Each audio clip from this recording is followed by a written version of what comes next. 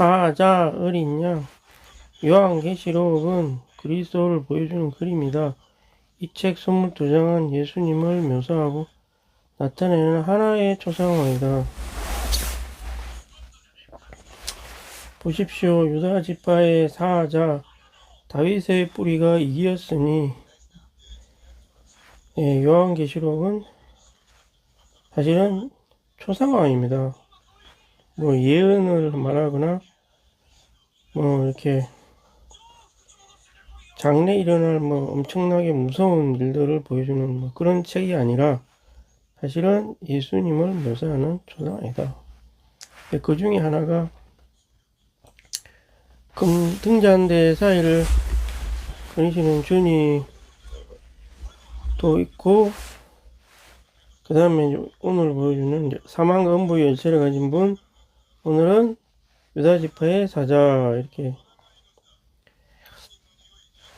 다윗의 뿌리, 이렇게 되어 있는 거죠. 이 글자 하나하나가 이제 다 의미가 있죠. 유다지파, 다윗. 이런 게 이제 그 성경을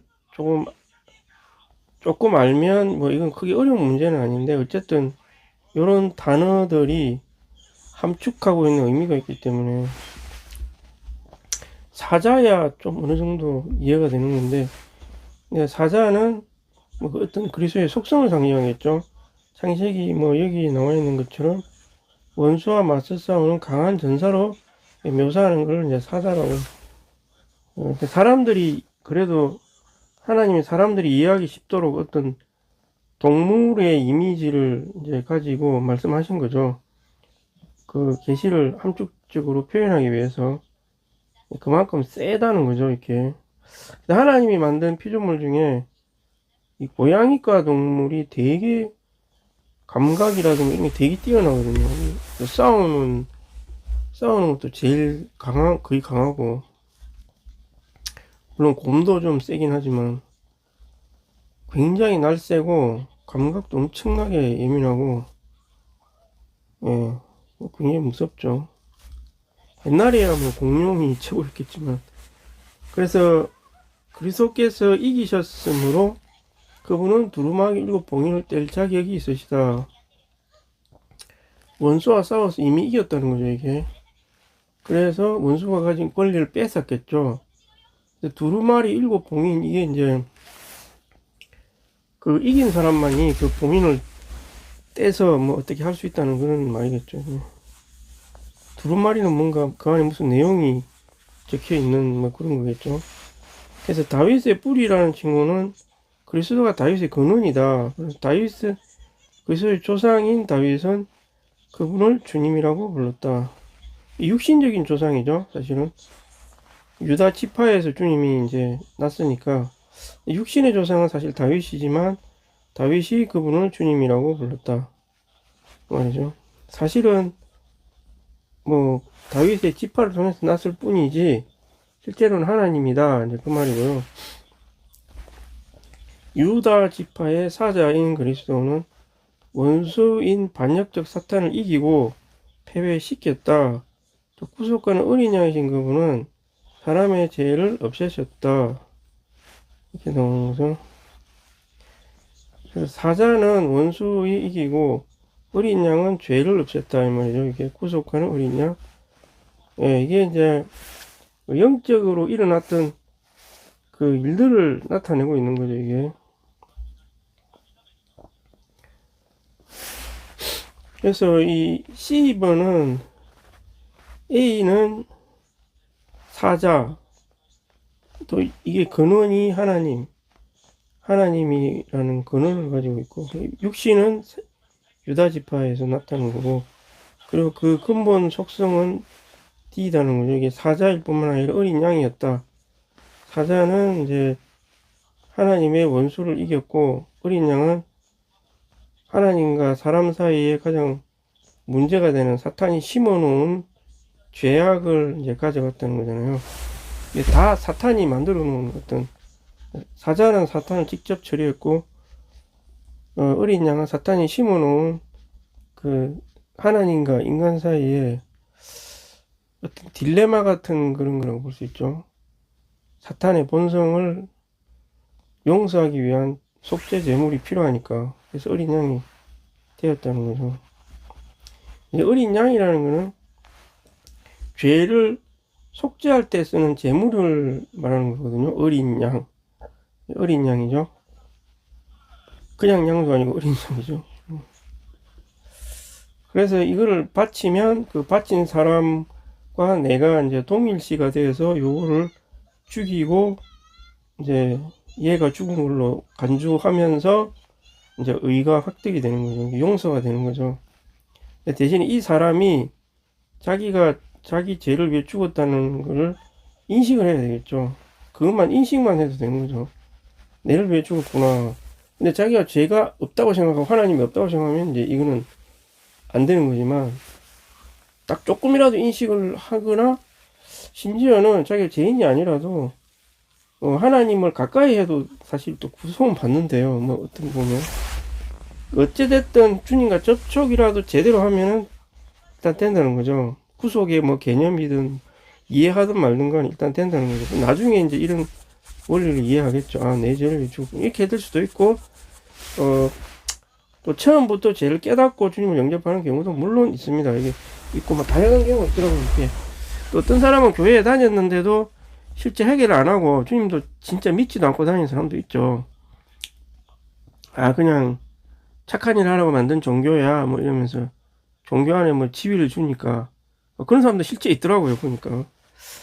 근데 어찌됐건 그걸 하다가 나중에 진짜 주님을 접촉하는 경우도 있고 그러다가 진짜 죽어서 죽고 심지어 지옥 가는 경우도 있어요. 예.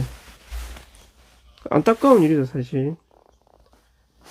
어찌됐건 간에 그렇게 어린 양과 사자는 다 사탄을 처리하기 위한 거다.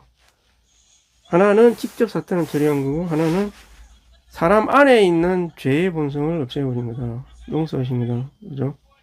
근데 실제적으로 죄의 본성 그 자체가 완전히 소멸되는 거는 천년왕국 이후가 되겠죠. 어쨌든 그건 그렇고 그래서 장애물들을 다 제가 진짜 방금 말한 장애물들 그리고 두루마리를 펼쳐져 있다. 근데 사자라는 그 의미 있잖아요. 사자가 사탄을 이겼다. 그 어린 양은 뭐 제물이 됐다 해서 이거는 또 뭐냐 이 말이죠. 사탄이 이겼으면 그럼 사탄이 활동 못 해야 되잖아요. 근데 사탄 활동하고 있잖아요. 지금도 막 다니고 있잖아요. 그죠? 근데 요 부분은 이긴 거는 이게 왜냐면은 그 주님이 죽고 부활하고 나서 성천을 했다 그랬잖아요. 그럼 성천을 하는데 공중에 사탄이 있을 거 아니에요. 그죠? 있는데 얘들이 못 올라가게 막을 수도 있잖아요. 부활했지만. 근데 이걸 다 뚫고 올라가 버렸잖아요. 그죠? 뚫고 올라가 가지고 그 어떻게 증명하느냐? 나중에 오순절날 그 영으로 이제 성령이 임한 걸 이제 증명을 할 수 있는 거죠. 그 얘들 뚫고 올라갔기 때문에 얘들 이겼기 때문에 올라간 거죠. 이렇게 못 이겼으면 못 올라갔겠죠. 육체를 입고 올라간 거죠. 그대로 그냥 사람 부활한 몸을 갖고 올라간 거죠. 이렇게 그러면서 그 영으로 다시 오신 거니까 아, 공중 권세를 이겼구나 이런 걸 알 수가 있고 실제적으로 이제 나중에 공중에 있는 모든 공중 권세를 다 땅으로 내려오게 하는 거는 이제 지체들과 부활한 성도들이 다 함께 공중에서 만나 가지고 이제 완전히 내쫓아 보내는 거죠. 이렇게 완전히 이 땅으로 내쫓아 보내는 것이다. 이런 것을 알 수가 있고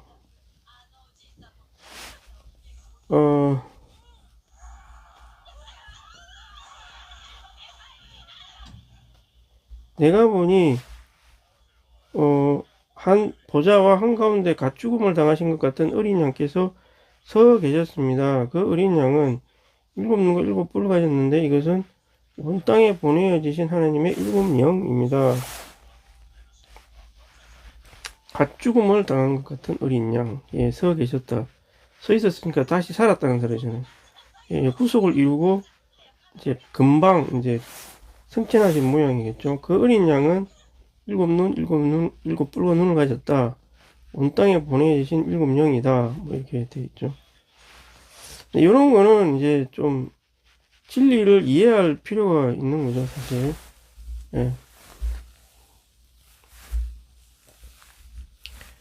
어린 양인데 이제 일곱 뿔과 이 뿔이라는 거는 성경적으로 무슨 권위 같은 걸 상징하는데 무슨 권위.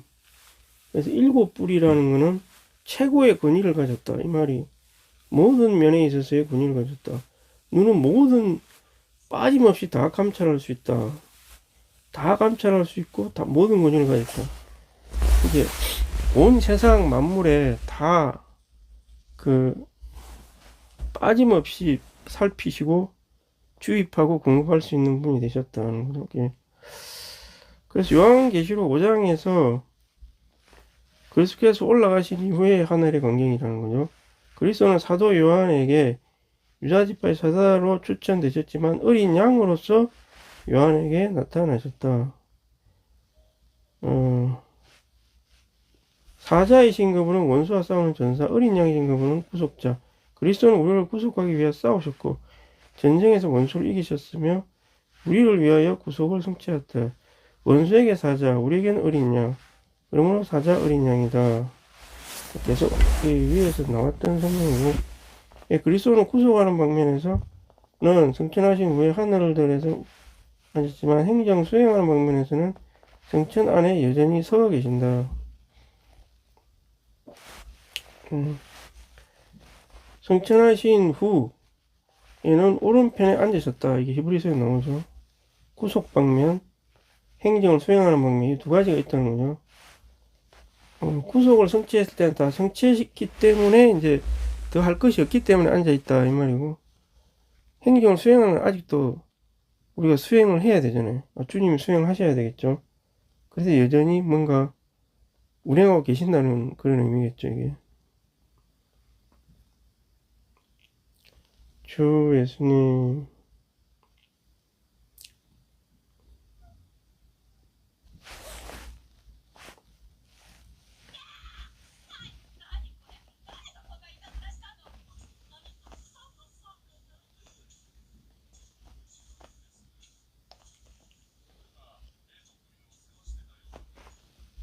주 예수님 가축을 당했다는 것은 죽은 지 얼마 안 됐다. 요 5장에 묘사된 광경이 그렇게 성천하신 직후에 펼쳐졌다는 걸 가리키고 있습니다. 그래서 주님이 성천하고 난 뒤 직후에 보좌 앞에 앉아 있었다는, 보좌에 있었다는 것이고, 그리고 서 있었다. 계속 앞으로 지금까지 2000 몇 년 동안을 계속해서 수행하고 계신다는 거죠. 이렇게. 근데 우리가 주님과 뭐 쏙 시원하게 말이 분명하게 통하면 참 좋겠는데, 이게 아무리 우리 안에 영으로 있어도 진짜 가까이 있는 거잖아요. 사람 믿는 이가. 그런데 이상하게 잘 주님의 음성을 못 듣는 경우가 너무 많은 거죠. 희한하게.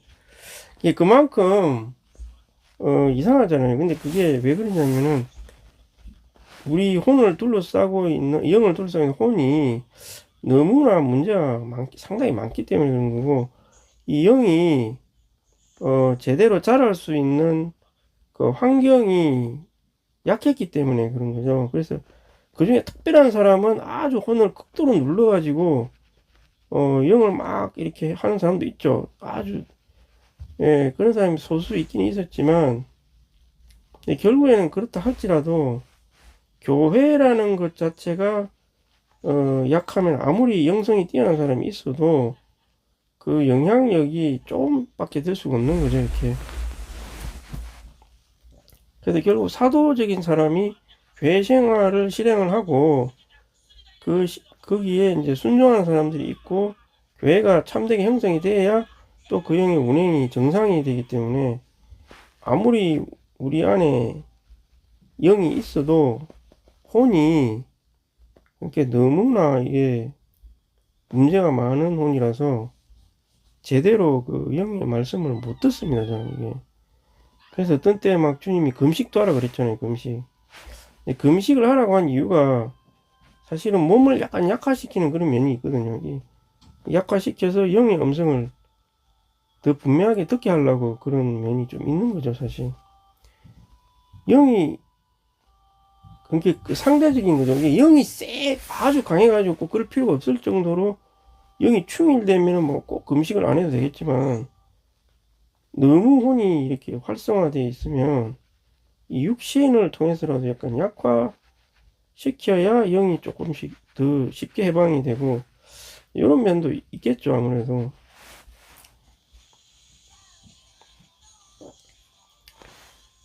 그래서 주님이 어쨌든 운행을 하고 계신다는 거죠. 지금 이 시점에서도 어린 양이실 뿐만 아니라 운행을 하고 있다.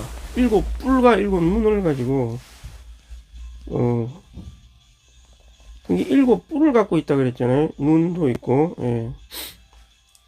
행정을 여기서 말하는 행정 수행을 한다 이런 말이 있는데요. 행정이라는 말이 있잖아요. 행정. 그래서 하나님도 구속을 성취하고 이 위에 잠깐 밑에는 교회가 있을 거 아니에요. 근데 교회가 계속 분열을 하고 사탄의 공격을 받고 이러니까 이제 주님이 합당한 사도도 세워야 되고 또 사도를 따르는 믿는 이들에게도 역사해야 되고 막 굉장히 많은 복잡한 일들이 있었을 거 아니에요. 그동안에. 이단도 있었을 것이고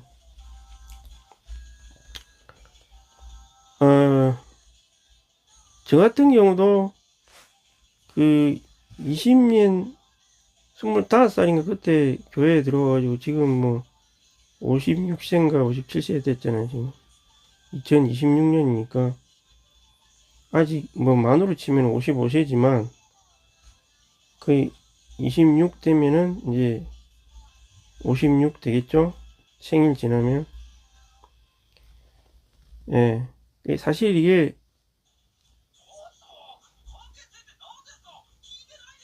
우리나라 사람 뱃속에 있을 때부터 10달을 지내고 나오기 때문에 이 10달 있는 기간도 나이로 치기 때문에 이제 우리는 57이 되는 거죠.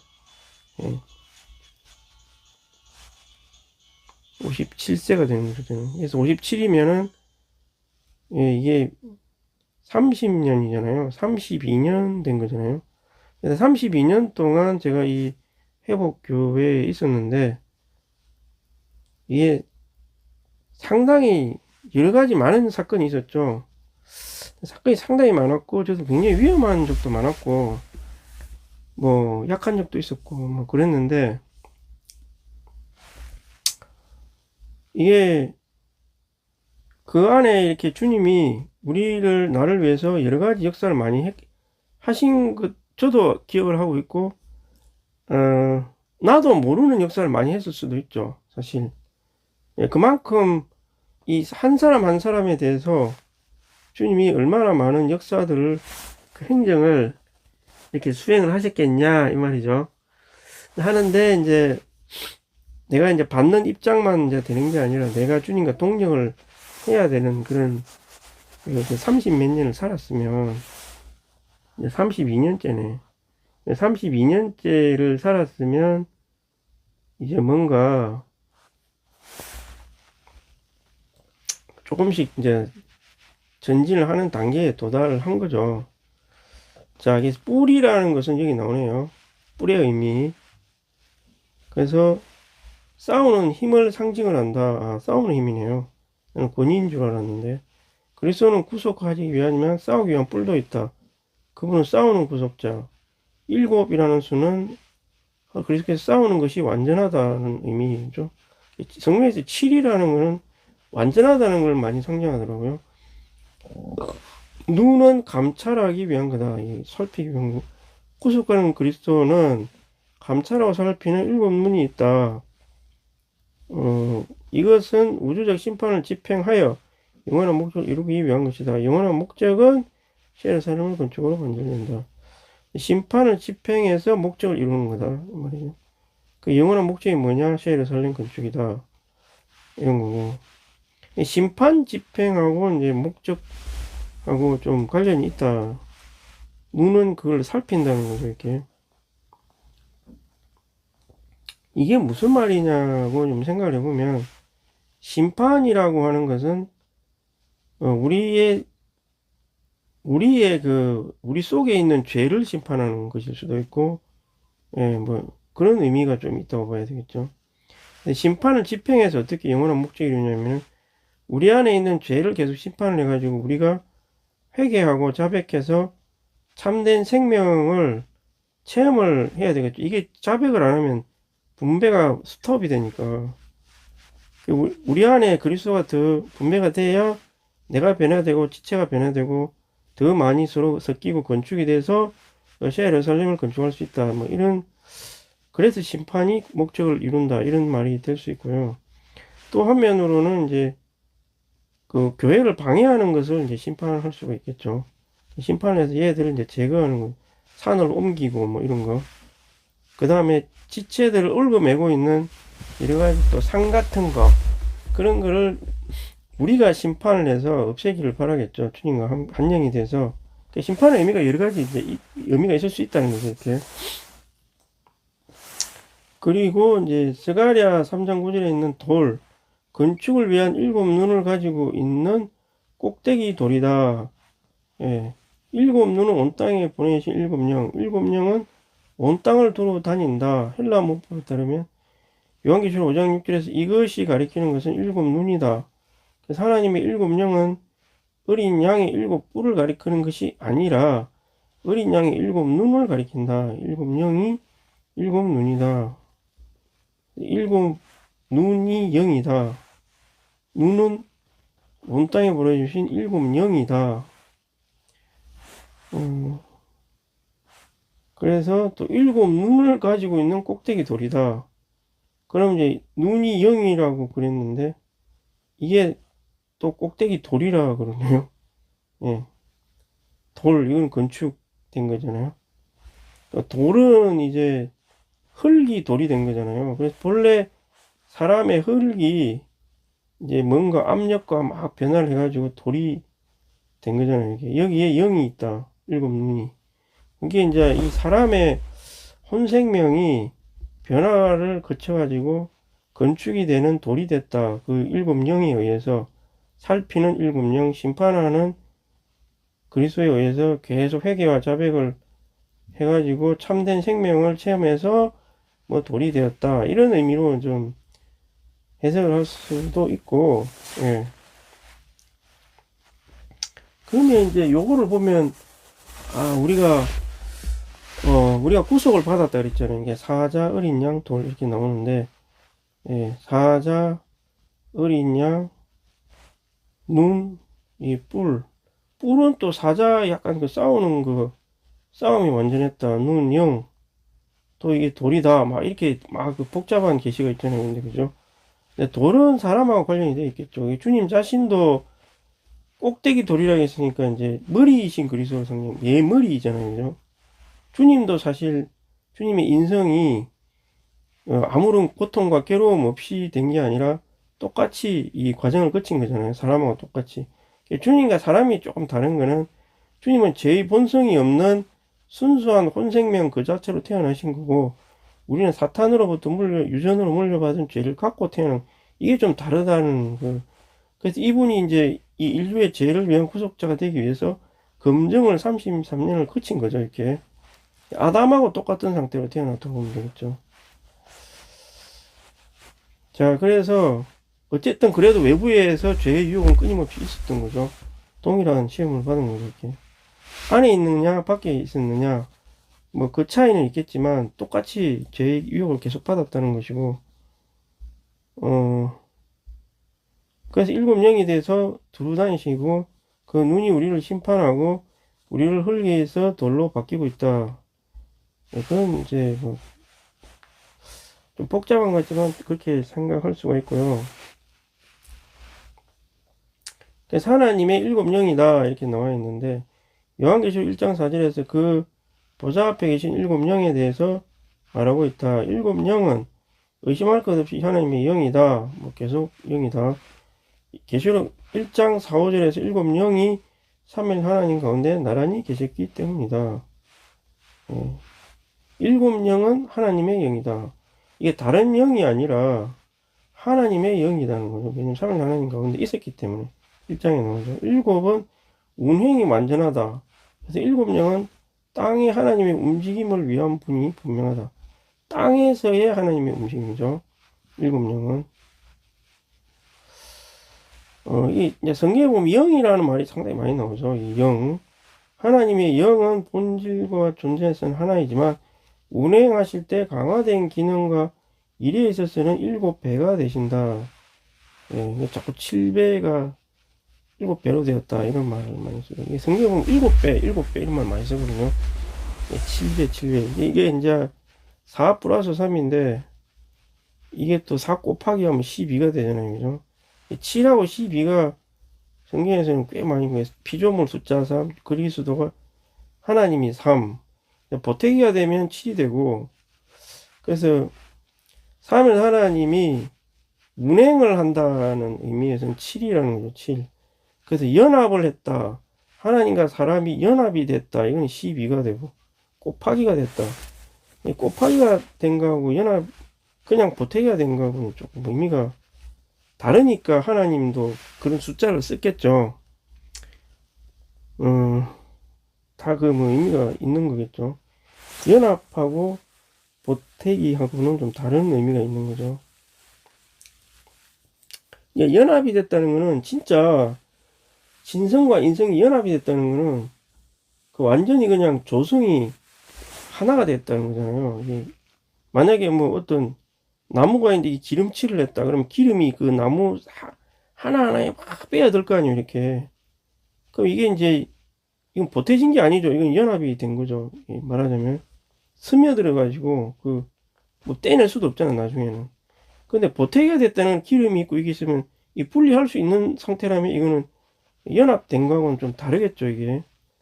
그래서 행정을 한다. 뭐 이렇게 심판을 한다 이런 거는 연합을 한 건 아니죠. 그냥 그 피조물을 만지는 거죠. 이렇게 그하고 연합을 하려고 하는 게 아니라 다스리려고 하는 그런 의미가 있기 때문에 이제 연합의 숫자 12는 쓰지 않겠죠. 그래서 이거는 이제 스가랴 4장 2절에 있는 등잔대와 비슷한 거다. 등잔대는 존재와 면에서는 하나이지만 기능 면에서는 7등불이다. 기능, 주로 기능과 심판, 행정, 이런 거를 이제 7구를, 이게, 피조물에 관련된 모든 면을 빠짐없이 3일 하나님이 다 이렇게 만진다는 그런 의미라고 볼 수 있겠죠. 이렇게. 모든 면을 다 만지신다. 빠짐없이. 4개가 있으면 이 3일 하나님이 이 면도 만지고, 이 면도 만지고, 이 면도 다 만진다는 거잖아요. 이렇게.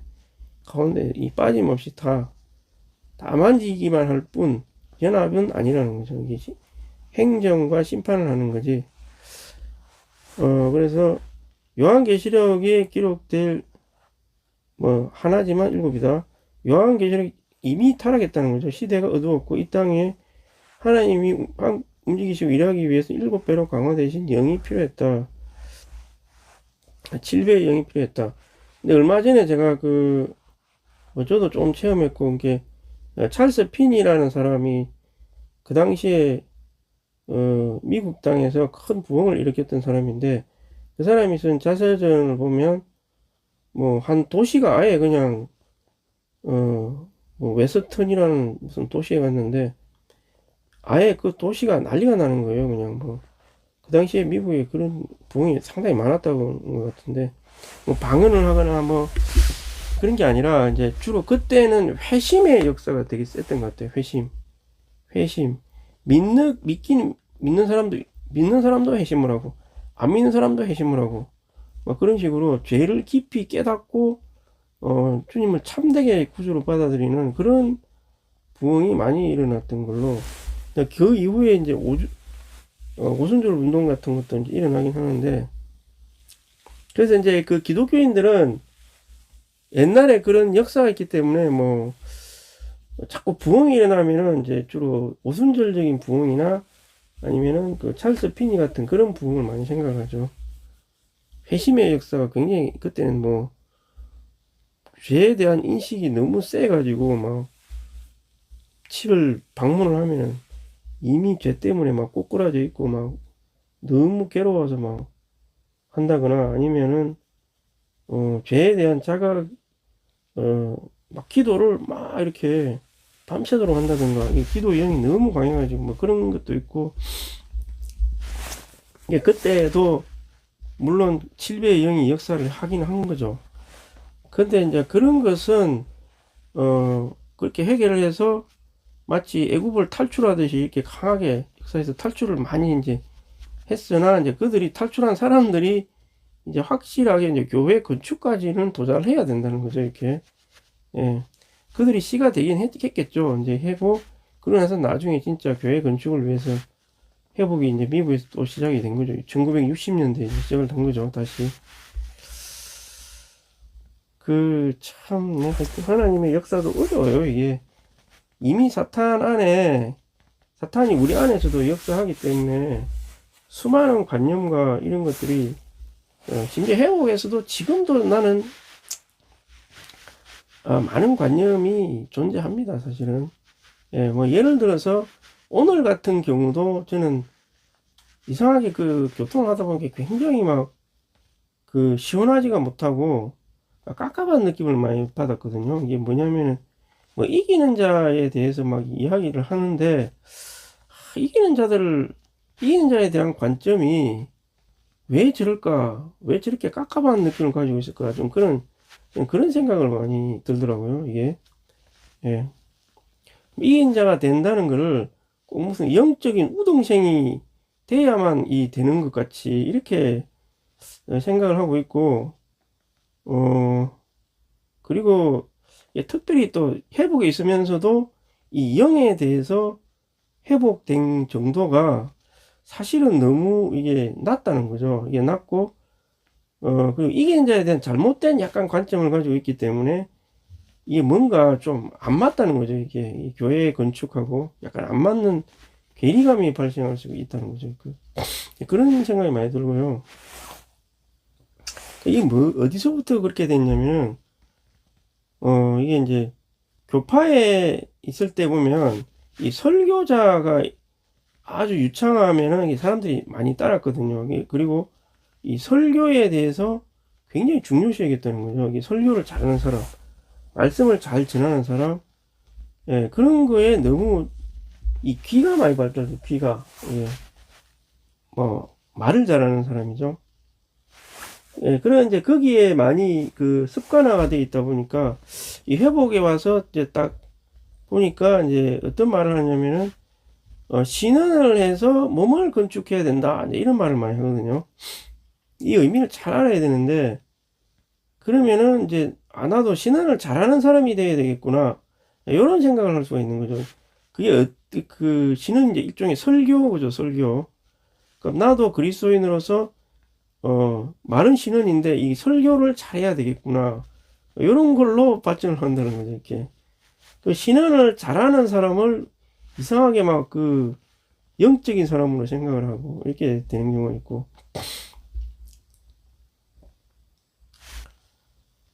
예, 뭐 그리고 신언을 해서 몸을 건축을 한다. 이렇게 딱 되니까 이게 어떻게 되냐면은 나 혼자 주님 잘 누리고 주님 땅을 잘 경작을 해서 집회에 와서 내가 신언을 딱 잘하면 그건 나는 이제 이 시대에 몸을 건축하는 사람으로서 최소한의 어떤 것은 한 것이다. 이렇게 이제 극단적으로 이렇게 생각한다는 거죠. 이렇게 잘못하면. 그러면은 모든 중점이 신언을 어떻게 잘하고 어떻게 준비를 잘하고 어떻게 좋은 신언을 하기 위해서 내가 그리스도를 얼마나 잘 누려야 되고 또 소그룹도 이런 식으로 해야 되고 다 이런 식으로밖에 이제 생각을 못 하는 거죠. 그러니까 자매 집회할 때도 7차 집회 말씀을 뭐 풀어줘야 되고 다 이런 방향으로 이렇게 갈 수밖에 없는 거죠. 이렇게. 그러면 과연 그럼 신앙을 잘하고 몸을 건축을 하면은 이 사람은 그러면 이기는 자인가 영적인 사람인가? 신앙만 잘하면은 그 개요를 뭐 PSRP를 잘하고 뭐 이걸 달달 외우듯이 하고 뭐 이런 거를 말을 잘하고 이러면은 이 사람은 훌륭한 그리스도인인가? 그 표징의 하나는 될 수가 있겠죠. 당연히. 그러니까 하나는 될 수 있는데 그것이 참된 표징은 아니라는 거죠. 그리고 몸을 건축한다는 이 말을 좀 잘 이해를 해야 되고요. 예. 하여튼 간에 뭐 지금 여기서 다시 뭐 또 말하자면 너무 길고 하니까 넘어가는데 이게 잘못 이해하면 안 되는 거죠. 그 예표상에서 보면은 노아와 그 가족들이 이제 방주를 건축했고, 이 조상들이 있었어요. 이 조상들은 아벨, 에녹, 에노스, 에녹이 있었던 거죠. 이게 이 사람들과 이 노아가 다른 점은 뭐냐면은 이 영적인 유산을 노아한테 물려준 거죠. 이 사람들은 이 중에 한 명은 이제 심지어 휴거까지 심지어 됐죠. 예, 그럼 이 사람들은 휴거를 어떤 똑같이 휴거가 된 건 아니죠. 이 휴거가 된 건 아니고 노아의 가족들은 주님이 원하시는 방주를 지어서 시대를 전환시킨 사람들이죠. 그래서 이 사람들도 일종의 이기는 자가 된 거죠.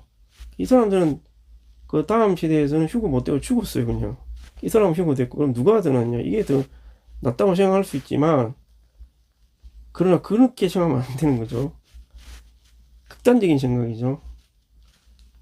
그냥 이 사람들은 최고의 본을 보여주는 사람들이고, 이분들이 진짜 대다수의 그리스도의 삶이죠. 예. 시대를 바꾸긴 해요. 그런데 심지어 방주에 들어가서 휴거가 된 것 같은 그런 체험을 하는 거죠, 이렇게. 그리고 이 사람들은 온전하지 못한 부분도 심지어 있었어요, 이게. 그래가지고 다음 시대에 그게 드러나면서 심판을 받고 막 그렇게 하는 거죠. 예. 심판받고 어떤 사람 저주도 받고 막 이렇게 하는 거예요. 이 천년왕국 시간 동안에. 심지어 이긴 자가 됐는데도. 이게 이제 다윗도 마찬가지거든. 다윗도 사무엘이 있었고 사무엘은 완전한 사람이었죠. 물론 이 사람도 휴거는 못됐죠. 그렇지만 굉장히 온전한 사람이었고 이 사람도 이제 기름 부음을 받아간 사람이고 이 따르는 무리들도 있었고 또 기름 부음 받은 사람이 있었는데 뭐 이 둘 사이가 이래가지고 얘는 도망가고 뭐 이런 게 있었잖아요. 그죠? 그래서 이 사람은 결국 하나님의 권위를 이제 거스르지 않아 가지고 몇 번 위험할 뻔도 했는데 끝까지 하나님의 권위를 존중해서 왕이 됐죠. 그러나 이 사람은 왕은 됐으나 온전하지 못한 부분이 있었던 거죠. 그래서 주님께서 온전하지 못한 부분을 처리하기 전에 먼저 언약을 세우고 그리고 나서 온전하지 못한 부분을 다 드러내서 다 처리를 하셨던 거죠. 이렇게. 예. 온전하지 못한 부분은 또 만천하에 다 드러내서 처리를 해야 되니까. 이게 사실 저희들의 왕국 생활일 수가 있다는 거죠. 이렇게. 이게 천년왕국 동안에 온전하지 못한 부분이 드러나서 망신당하고 처리받을 수도 있다는 거예요. 이렇게. 그거를 아셔야 되는 거죠. 그러나 그렇다 할지라도 시대를 변화시킨 무리들은 다윗을 따르는 무리들이었다는 거죠. 이렇게. 예? 이분들이 시대를 변화시킬 수가 있었다. 그러면 이 시대에서 우리는 온전하지는 못하지만 주님이 원하시는 것을 명확하게 함으로써 거기에서는 분배를 받아 누릴 수가 있는 거죠. 이게 이제 이 신약 시대에서는 건축에 이제 바벨론에서 돌아온 사람도 역시 마찬가지였죠. 다 잡혀갔다가 다시 바벨론으로 돌아온 사람들이 있었죠. 이게 다시 갔다가 다시 왔는데 여기서 이제 성전을 짓고 명확하게 참여한 사람들이 있었던 거죠. 이 사람들 때문에 시대가 전환된 건 맞죠. 근데 여기서 돌아온 사람들이 다 온전했느냐? 그렇지는 않죠. 잡혀가기 전에도 막 여러 가지 문제가 많았는데 갔다 와서도 여전히 문제가 있었다는 거죠. 그래서 거기서 다 회개하고 눈물 흘리고 회개를 하고 에스라 그렇게 하잖아요. 그렇게 하고 그러고 나서 그 성전을 하고 나서 헬라 지배, 로마 지배를 거쳐서 조금씩 변질된 사람도 나타나고 했지만 끝까지 그 성향을 지켰기 때문에 온전하지는 못했지만 그 사람들 때문에 주님이 오신 거죠. 이렇게.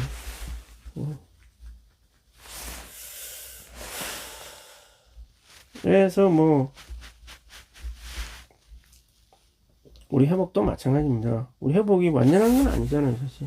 그렇지만 여기서 합당한 노선을 지키고 지키면 지킬수록 교회 건축을 더 긴밀히 하면 할수록 하나님의 분배가 이 바깥 영역이 있을 때보다 점점 강해지는 것을 체험할 수가 있습니다. 이렇게 점점점 강해져서 우리가 건축에 깊이 참여할수록 이 발에 물이 당기다가 점점 온몸에 물이 잠기는 것 같은 그런 현상을 이제 체험할 수 있는 거죠. 건축된 실제에 가까이 갈수록 물이 더 깊어지는 그런 현상이 우리가 체험할 수 있다 이 말이죠. 그래서 당연히 그 분배가 강해지는 곳에 있으면 내가 어떤 일을 고난을 당하더라도 내가 내 힘에 의해서 하는 것이 아니라 그 흐름에 의해서 내가 할 수가 있다는 것이죠. 이렇게 흐르면 내가 떠내려가는 거죠. 이게 무섭기도 하죠. 내가 어디로 흘러갈지 모르니까. 한 면에서는 그런 면도 있는 거죠. 그렇지만 뭔가 내 안에서 계속적인 움직임이 끄질 수 없는 뭔가 움직임이 계속 존재한다는 거죠. 이렇게. 예. 그렇다고 내가 뭐 영안에서 완전해졌다는 것은 아닙니다. 내 안에 부족한 면도 있고 그런 면이 있을 수는 있으나 끊임없이 뭔가 내 안에서 흘러나오는 무슨 어떤 흐름이 존재한다는 거죠. 이렇게. 그게 이제 하나님의 운명. 그래서 어려움을 돌파할 수가 있고 지속적으로 어떤 방향으로 흘러갈 수가 있다는 것이고, 마태복음 그래서 움직이고 일을 한다는 거고, 마태복음 28장 10절 3에서 마태복음 28장에는 아버지, 아들, 성령 순인데 요한계시록에서는 그 순서가 뒤바뀌어 있다. 이렇게 그만큼 7명이 이제 더 중요하다. 7명이 두 번째로 됐고 이것은 7배로 강화된 영의 기능이 중요하다 이 말이고요. 예.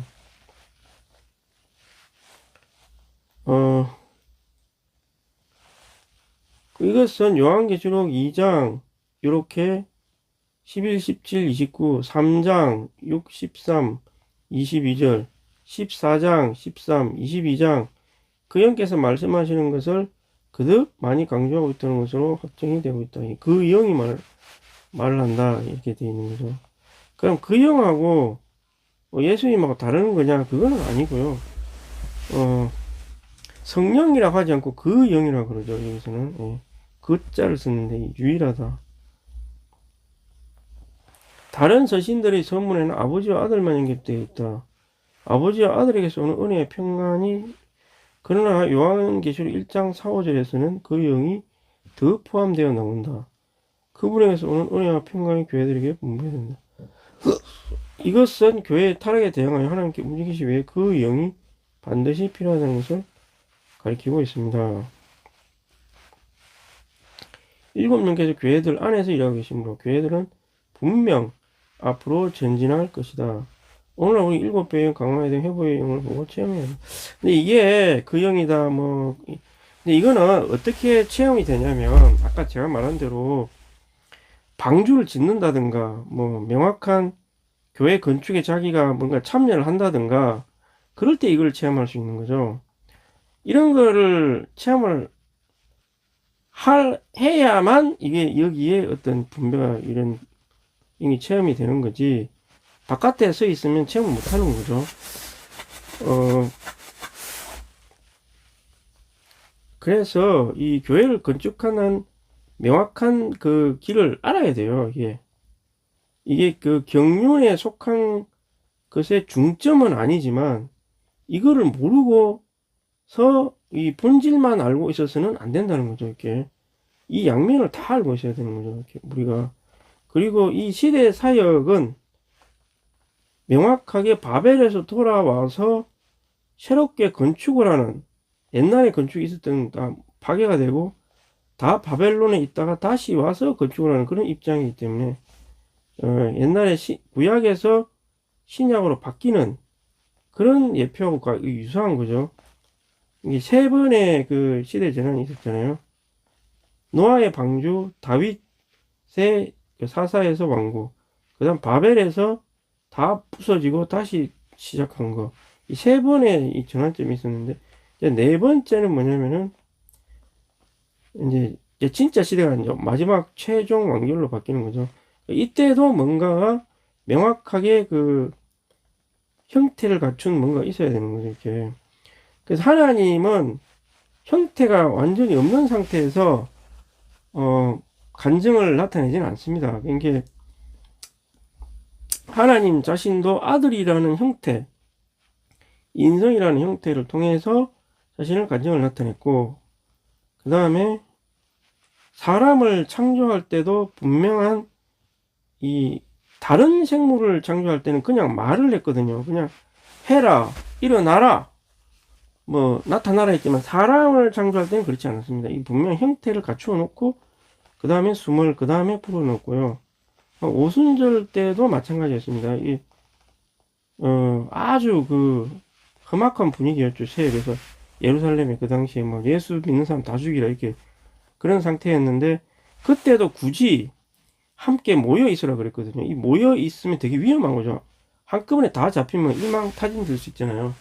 그때도 다 모여 있으라 그랬어요. 왜냐하면은 그 영이 임하는데 흩어져 있는 상태로 몸이 분산된 상태로 한 사람 한 사람에게 임한다는 거는, 이거는 분배의 원칙상 맞지가 않는 거죠. 이렇게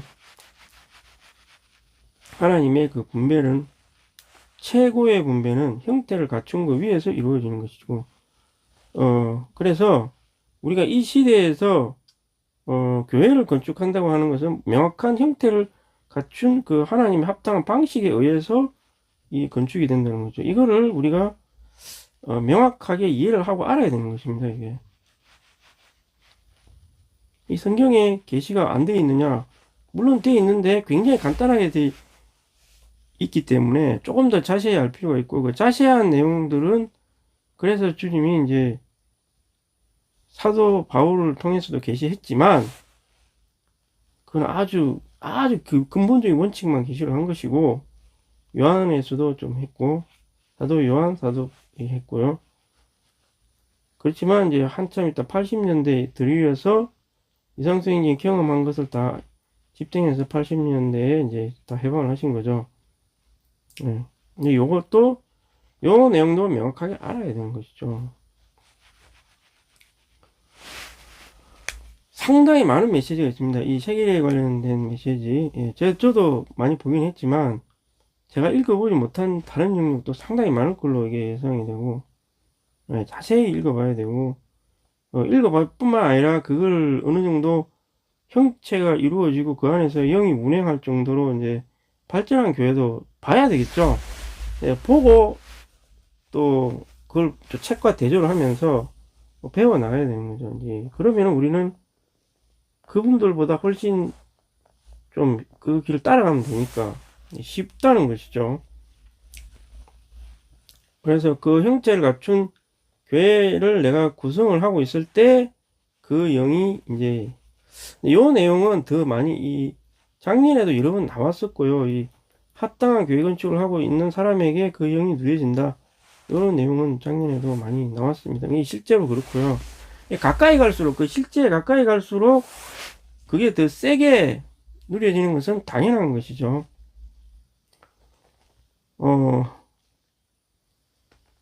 그게 또 뭐 계속 내가 말하지만 이 완결이 됐다는 것, 또 그것 때문에 또 그런 것도 있죠. 이 새 예루살렘이 완결이 됐다면, 영원 안에 삼정체 안에 완결이 되어 있다면 이 땅에도 형태와 똑같은 형태의 교회를 구성을 하는 게 맞는 거죠. 이렇게 그게 맞고, 그렇게 해야 이제 이 분배가 더 강하게 아무 장애 없이 이제 그럴 수 있고, 이 새 예루살렘의 형체와 본질에 가까울수록 더 강한 분배를 100% 누리게 돼 있는 거죠. 내가 노력하는 것 이상으로. 이게 그 영이 굉장히 강하게 이제 누려지는 거죠, 이제.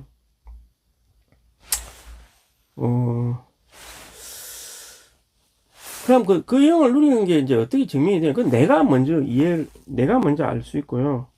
예, 알 수 있고, 그 다음에 외적으로도 명확하게 어떤 표시가 나타나겠죠. 열매가 있다든지, 뭐, 교회가 건축된다든지, 내가 제사장과 왕노릇을 제대로 하고 있다든지, 뭐, 그런 게 명확하게 있을 거 아니에요. 내가 기도를 했는데, 기도가 응답이 하나도 안 돼.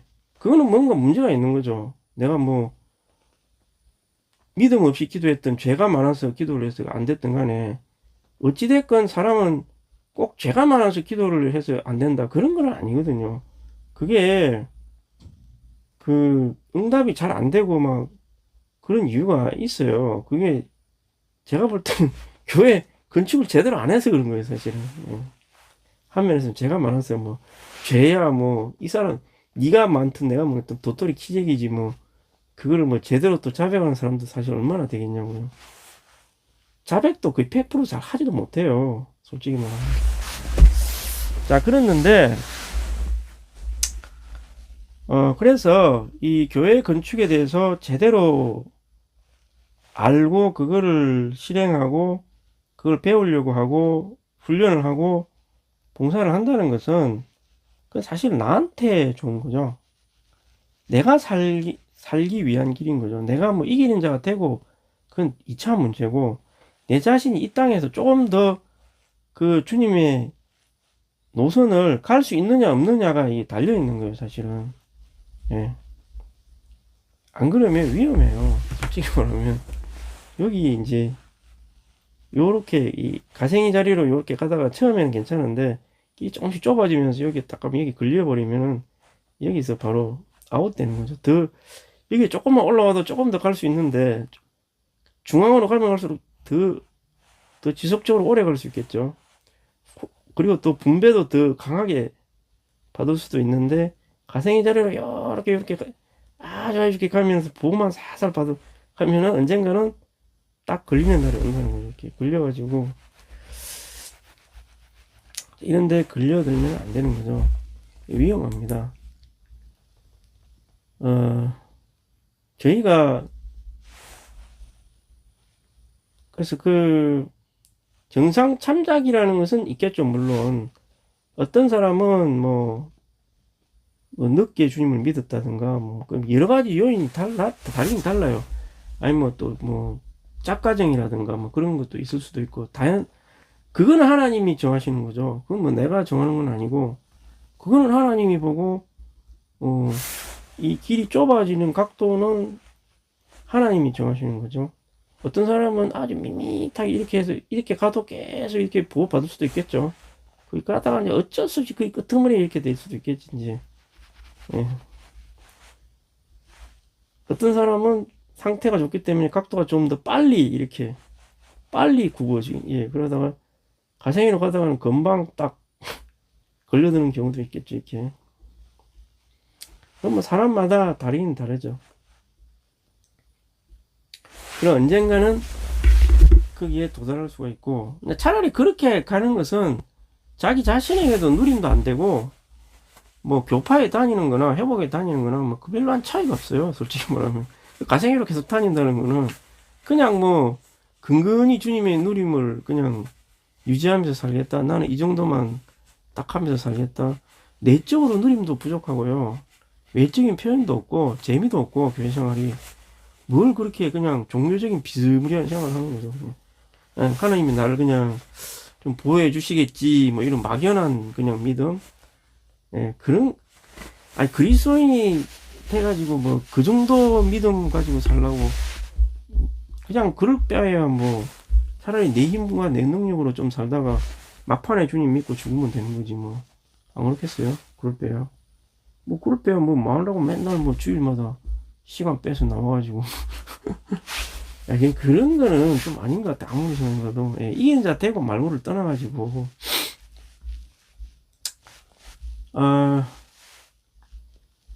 하여튼간에 그렇습니다. 이거 뭐 벌써 다 해버렸네 그냥. 한 방에 다 한 거는 처음이네요. 그들은 새 노래를 부르며 말했습니다.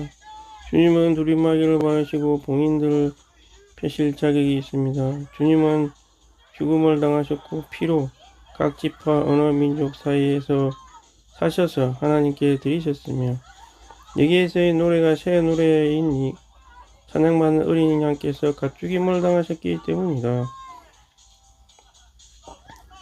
이기는 사자이시며 구속하시는 어린 양이신 그리스도 외 온 우주 가운데 하나님의 비밀을 열 자격이 있는 사람은 아무도 없다. 경륜의 비밀, 이기는 사자, 구속하는 어린 양 외에는 경륜의 비밀을 열 자격이 있다. 경륜에도 어떤 비밀이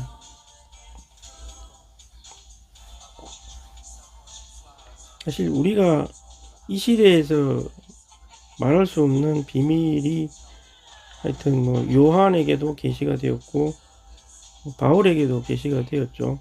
그래서 이 시대에서 말할 수 있는 한계만 말해진 거지 사실 그걸 본 사람도 있잖아요. 들은 내용도 있고 근데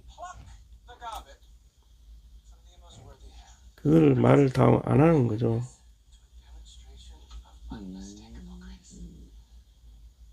그리스도는 이기는 사자로서 하나님을 위해 사탄을 패배시켰다. 이기는 사자로서 이겼고 그 다음에 구속하는 어린 양으로서 우리 죄를 없애셨다. 그리스도는 경륜의 비밀을 밝히시고 수행할 자격을 가지신 유일한 분이시다. 이 수행을 경륜을 수행하는 자격이라는 것은 이때까지 교회사를 이렇게 우리가 쭉 살펴보면 어떻게 경륜을 실행해 왔는지 이제 알 수가 있죠. 그래서 교회사를 쭉 살펴보면은 주님이 어떻게 교회 안에서 이 경륜을 수행해 왔는가 대략 짐작은 할 수가 있죠. 우리가 그리고 앞으로 어떻게 진행할 것인지에 대해서는 어느 정도 알 수는 있지만 이제 그것도 우리가 다 알 수 있는 건 아니죠. 예, 그래서 자세히 교회 안에서 이제 일어나는 일들을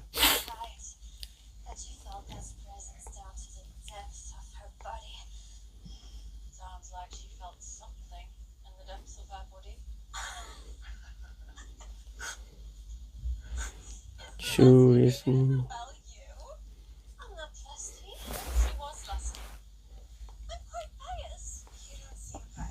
우리는 그리스도께서 신성경륜의 비밀의 봉인들을 뗄 자격이 있으시다는 걸 깨달아야 한다. 주님의 자격은 이 방면은 우주적이고 헤아릴 수 없다. 그리스도는 찬양 받으실 자격이 있으며 목숨까지도 바칠 자격이 있다. 뭐 뜬금없이 뭐 어쨌든 그 비밀을 밝히시고 이게 두루마리라는 게 이제 왜 이렇게 예시가 된지는 잘 모르겠는데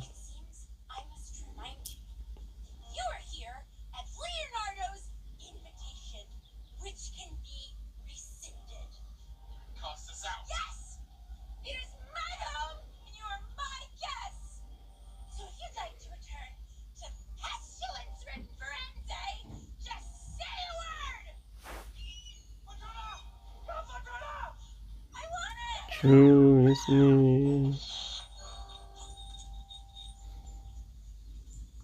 주 예수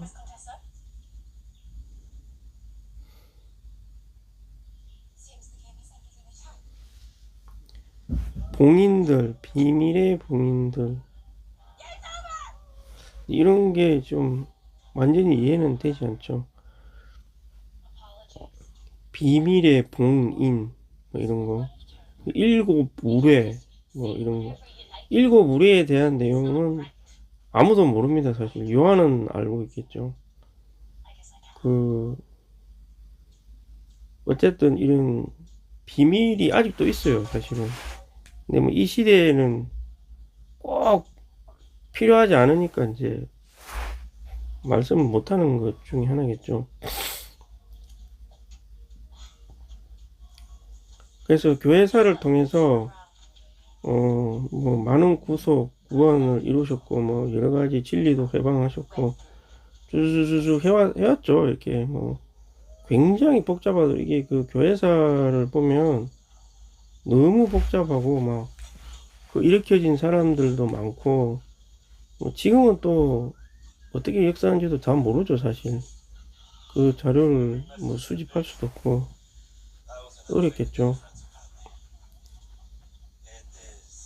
회복도 이제 이 시대 사역도 그 중에 하나일 수도 있죠. 이제 많은 회복들을 했는데 이제 그 중에 하나가 이제 우리가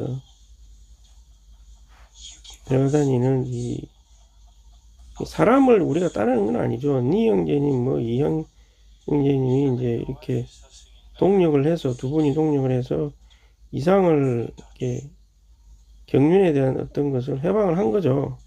해방을 했는데 이제 그거를 따르는 거지 사람 자체를 따르는 건 아니고 그리고 이제 그 이후에 지금 현재 살아있는 뭐 동력자들이 뭐 사도라고도 할 수 있고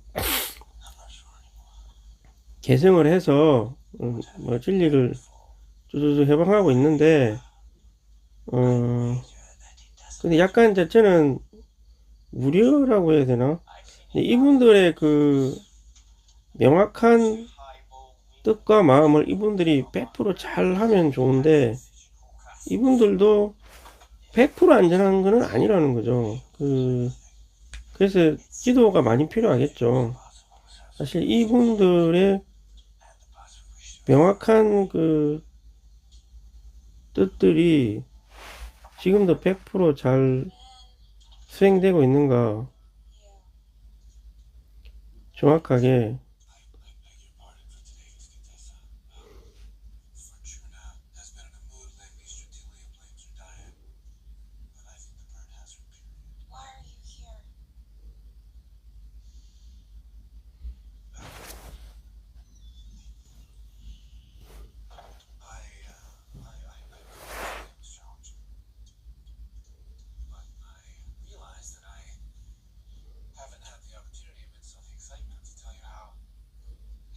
주 예수님 그래서 하나씩 하나씩 이제 그 봉인을 떼서 이제 그거를 수행을 하시겠죠. 그래서 제가 그냥 상상으로 생각해 본 것은 음 어쨌든 이 마지막 시대에 교회 교회의 이 실행을 했고 본질적으로는 이제 이 안에 내적인 그 실제까지 회복을 하고 또 외적으로도 복음이 전파되는 그 모든 환경들이 지금 많이 조성이 되고 있고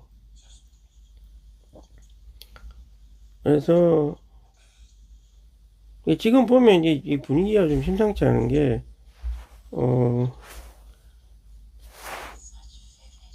언어 같은 경우도 거의 모든 세계 언어가 좀 다 번역이 가능하고 뭐 그 다음에 이제 통신 같은 경우도 뭐 이게 위성을 이 지구 상공에 막 뿌려가지고 세계 어디서나 휴대폰이 지금 터지게 지금 만들어 놓은 상태고 그 다음에 SNS라고 해서 이제 저희가 뭐 블로그라든가 뭐 이런 걸 통해서 우리가 어떤 한 말이 전 세계적으로 이렇게 확 퍼지게 돼 있다는 거죠. 이게 굉장히 빠른 속도로 퍼질 수 있다는 거죠. 그래서 지금은 개인이 한 말들이나 이런 것들이 굉장히 강하게 이 세계로 굉장히 이제 전파될 수가 있다는 거죠. 이런 상황이 이제 왜 자꾸 생기느냐면은 이게 마지막 때가 가까워서 그렇겠죠. 그래서 이 회복의 성도들이 이 말씀의 사역을 회복을 해서 자기가 가지고 있는 이런 개인적인 주관적인 말씀이든 뭐 이런 경륜에 속한 말씀이든 이게 경륜에 속한 말씀도 그 많이 전파해야 되고 하여튼 간에 뭐 회복 안에 성도들이 이 마지막 시대에 이제 말씀을 많이 이렇게 전파해야 되겠죠.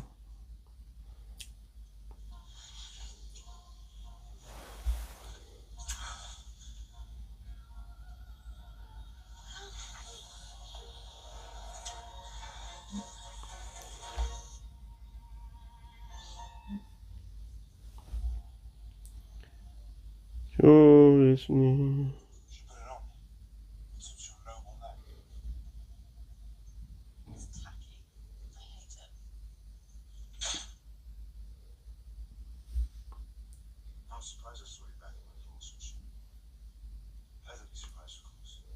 복숭. 글쎄, 뭐, 복숭까지 바칠 정도로. 근데, 주님이 뭐, 나한테 어떤 거를 하기를 원하시는지는 아직 이게 조금 더 분명히 알아야 될 것 같고, 현재까지 인도에 오신, 좀 물론 저도 이게 뭐 100%는 아니지만, 나한테도 그러니까 이 시대에 해방을 갖다 공개적으로 해서는 안 되지만, 그 필요한 계시는 있다는 거죠. 이게 내가 봤을 때, 예, 그게 꼭 필요해서, 그거를 가지고 이제 중보를 하기를 원하시는 게 있을 수는 있다는 거죠. Lord, rid me of all temptation. But if I may inquire, why do you name us your emissary? A sturdy vessel, and those tireless eyes. Am I meant to?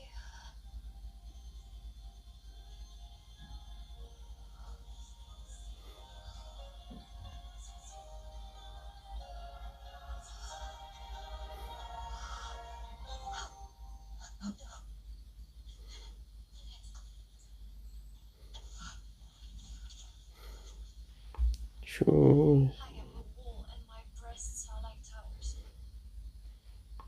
주 예수님, 진짜 뭐 개인적으로 이든 뭐 단체적이든 간에 하여튼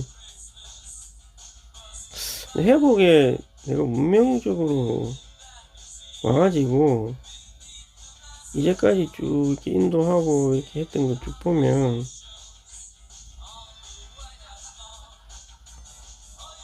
회복에 지금 제가 생각할 때 회복에 큰 필요는 있어요. 이게 분명히 큰 필요는 있고,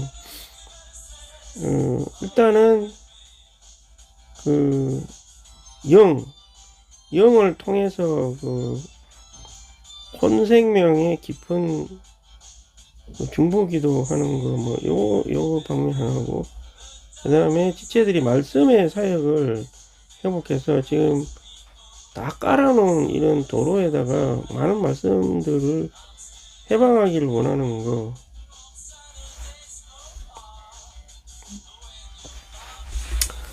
그 다음에,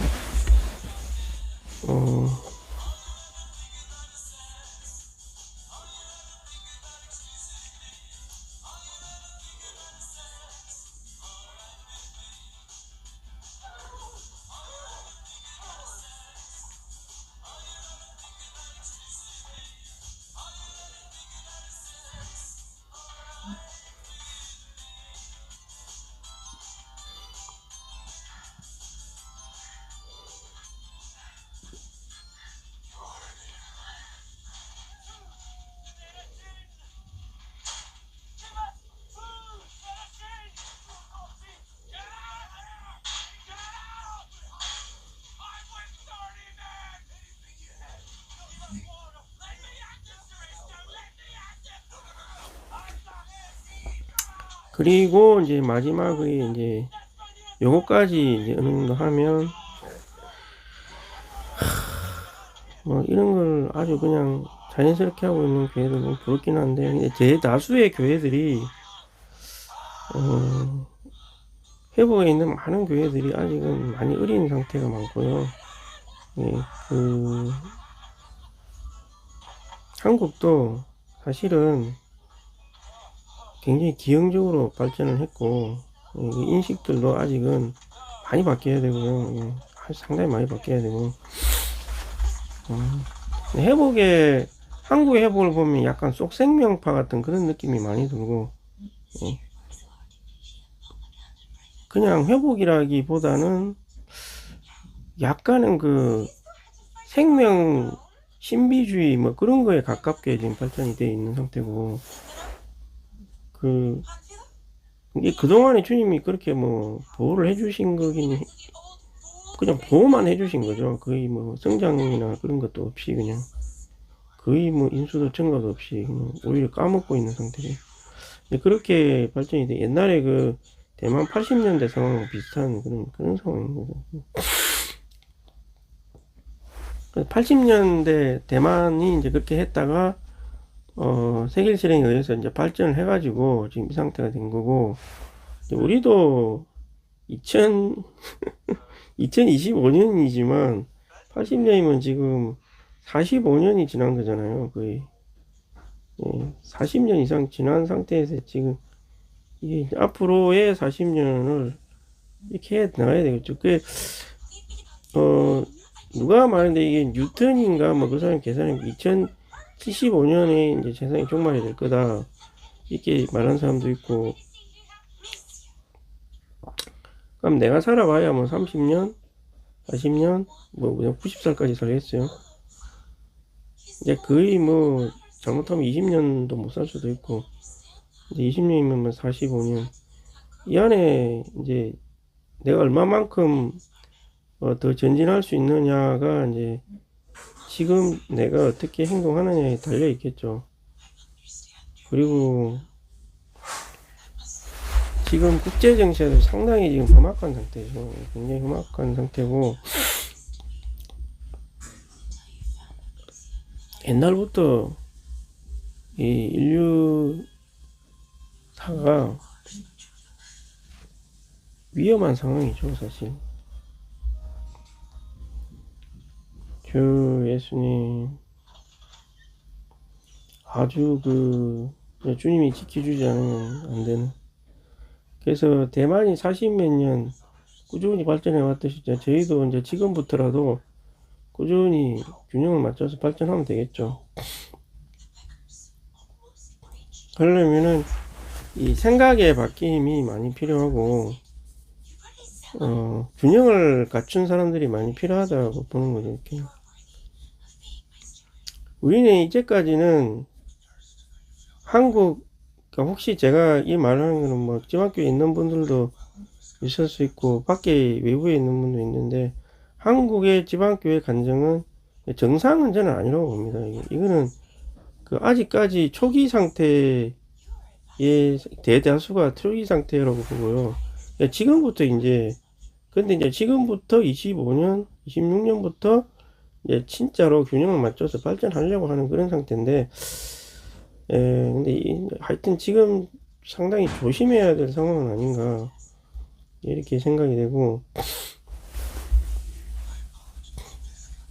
조심해야죠.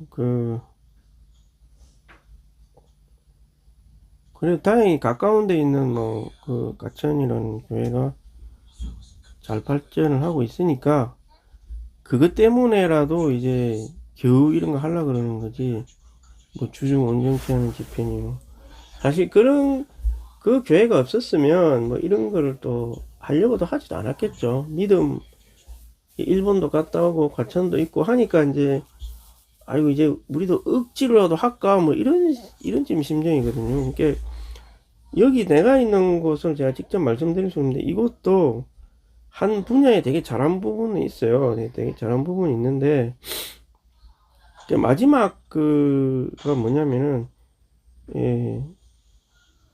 결국 지방교회의 이 간증은 교회 간증을 확립하는 거거든요.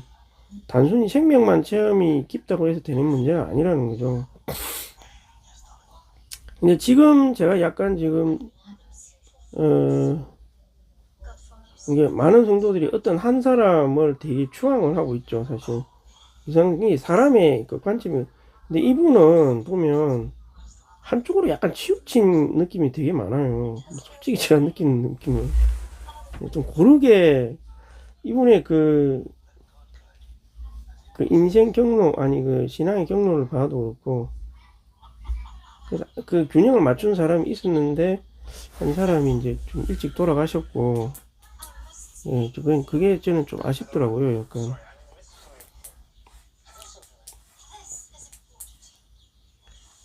네, 뭐 꼭 그런 분이 없는 건 아니겠죠. 분명히 좀 균형을 맞출 만한 사람이 좀 있긴 있어야 될 것 같고, 너무 그분은 이제 그냥 말씀만 너무 많이 전하다 보니까 이 좁은 한계 안에서 하다 너무 오랫동안 그런 것만 하다 보니까 아무래도 솔직히 치우칠 수밖에 없어요. 사실은요. 예, 그럴 수밖에 없고 그리고 메시지도 우리가 잘못 이해하면 안 되고 그래서 This feeling is holy. I know it. No, you see, the nuns told you that your body is evil, and they made you feel shame. But if God hated lust all that much, he could have easily made sex extremely painful, or much more smelly. I've done it once. I wish to do it again, but with you. On any other day, I'd have had no reservations, but my mind is elsewhere entirely.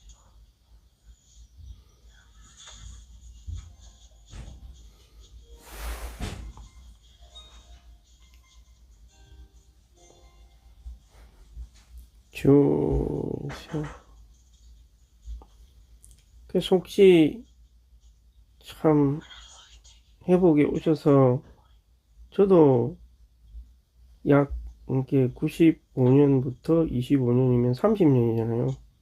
30년 동안 저도 상당히 많은 투쟁을 했습니다. 이 회복 안에서 그냥 쉽지는 않았지만 그래도 주님이 이렇게 이제까지 달려오게 했죠. 이렇게 했는데 많은 공급도 해주시고 상당히 위험한 적도 많았고 실수도 했고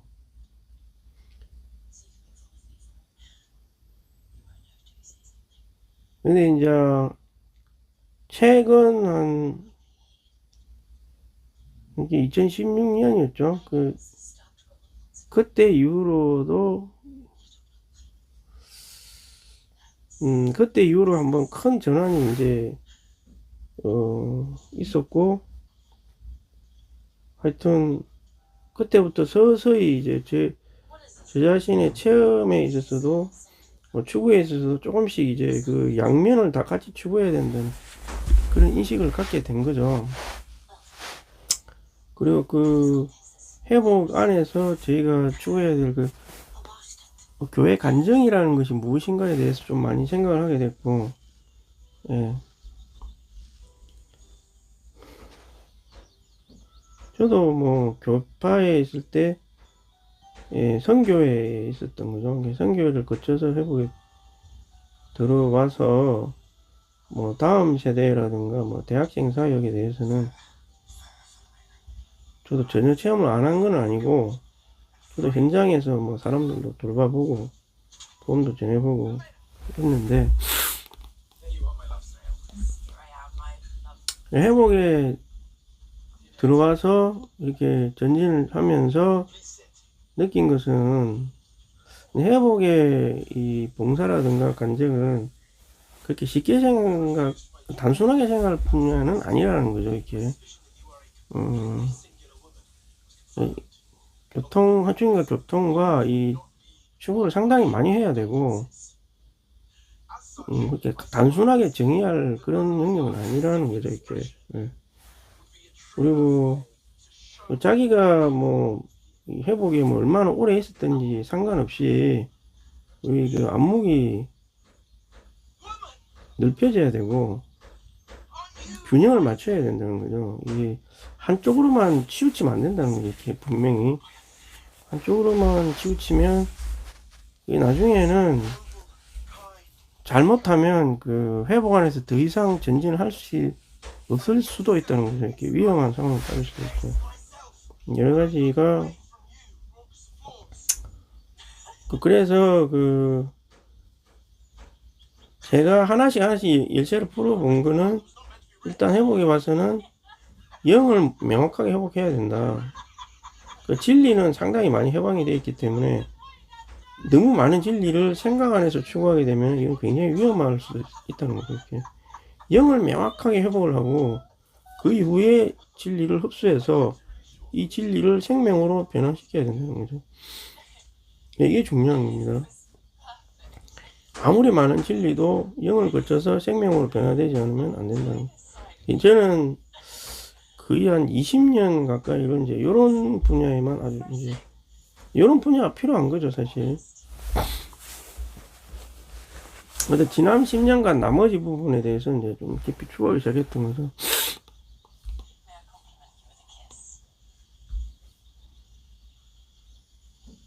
그것은 바로 교회의 간증이죠. 이거는 제가 여러 번 말씀드렸지만, 이 비밀의 봉인이라고 했는데, 사실 그게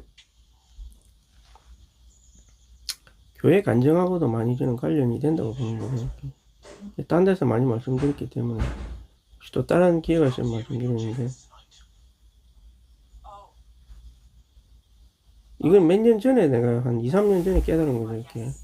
깨달은 건데, 그러고 나서 좀 생활해보니까 이게 점점 맞을 수 있다는 그런 느낌이 들더라고요. 이렇게 들고, 시험적으로도 그게 맞고, 약간 맞아가는 것 같고, 뭐 그래서 그런 거고.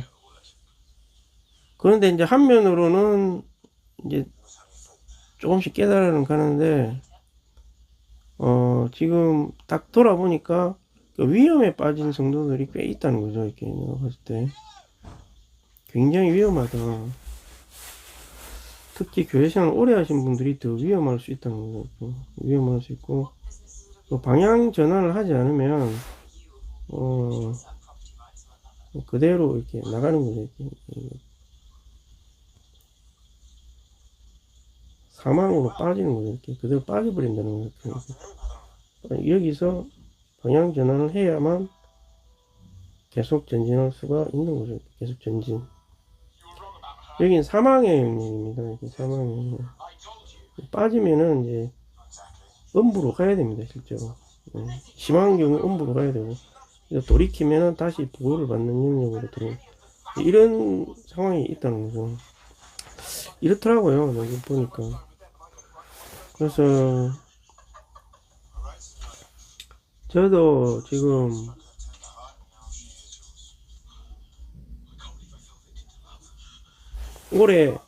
올해 들어서, 또 한 번의 결단을 하긴 해야 돼요. 사실 해야 되고.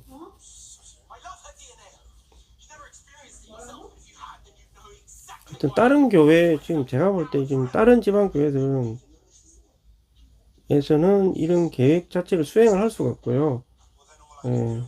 그래서 이게 제가 있는 교회에서 그나마 수행 자체를 할 수 있는 그런 환경 조성은 돼 있다는 거죠. 그나마. 근데 딴 데가 많이 하지도 못하는 상황이고. 그래서 일단 제가 있는 교회를 있으면서 최대한 할 수 있는 환경은 그래도 주어졌으니까 할 수 있는 거죠. 이것도 주님이 안배하신 게 아닌가 이렇게 생각. 나중에는 이제 한국에 있는 많은 지방 교회들도 이런 상황으로 가겠죠. 가야 되고.